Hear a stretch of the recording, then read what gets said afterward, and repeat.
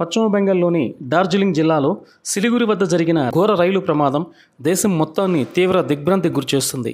Kanchenjunga signal కోసం నిలిచి ఉన్న ట్రాక్లోకి వచ్చిన గూడ్స్ రైల్ వెనుక నుంచి అతి వేగంతో ఢీకొట్టడంతోనే ప్రమాదం జరిగింది. గూడ్స్ రైల్ ఢీకొట్టడంతో కాంచనగంగా ఎక్స్ప్రెస్ రైలు బోగీలు చెల్లాచెదురుగా పడిపోయాయి. ఒక బోగీ అయితే ఏకంగా గాల్లోకి లేచి నిలబడింది. ప్రమాద తీవ్రత భారీగానే ఉంటుందని అధికారులు గుర్తించారు. అయితే అసలు ఈ ప్రమాదం ఎలా జరిగింది, ఒకే ట్రాక్ పైకి 2 రైళ్లు ఎలా వచ్చాయి అని విచారణ జరుపుతున్నారు. ఇప్పటికే ఈ రైలు ప్రమాద ఘటనపై ఉన్నత స్థాయి విచారణకు ఆదేశించగా ప్రమాద కారణాలను రైల్వే అధికారులు విశ్లేషిస్తున్నారు.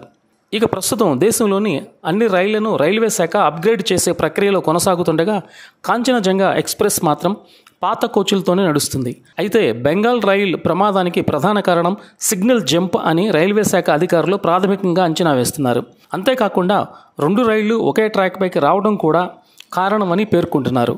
కాంచనజంగా ఎక్స్ప్రెస్ వెళ్తుండగా అదే పట్టాలపైకి వచ్చిన గూడ్స్ రైల్ రెడ్ సిగ్నల్ పట్టించుకోకుండానే ముందుకు వెళ్ళినట్లు రైల్వే శాఖ అనుమానం వ్యక్తం చేస్తుంది.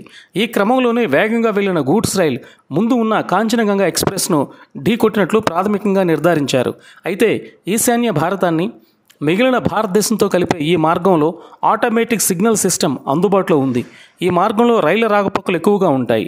ఇక కాంచనజంగా ఎక్స్ప్రెస్ రైలు వెనుక భాగంలో 2 పార్సిల్ కోచ్లు, 1 గార్డు కోచ్ ఉన్నాయి. ఈ క్రమంలోనే వెనుక నుంచి గూడ్స్ రైలు వచ్చి ఢీకొట్టినా భారీ ప్రమాదం ఏమీ జరగలేదని అధికారులు భావిస్తున్నట్లు తెలుస్తుంది. 2 పార్సిల్ కోచ్లు కానీ లేకపోయింటే ప్రమాద తీవ్రత మరింత ఎక్కువగా ఉండేదని, మృతులు, గాయపడిన వారి సంఖ్య భారీగా ఉండేదనే వార్తలు వినిపిస్తున్నాయి. ఈ వీడియో మీకు నచ్చితే ఇలాంటి మరిన్ని వీడియోల కోసం మా ఛానల్ని సబ్స్క్రైబ్ చేయండి, లైక్ చేయండి, కామెంట్ చేయండి, షేర్ చేయండి. Thank you.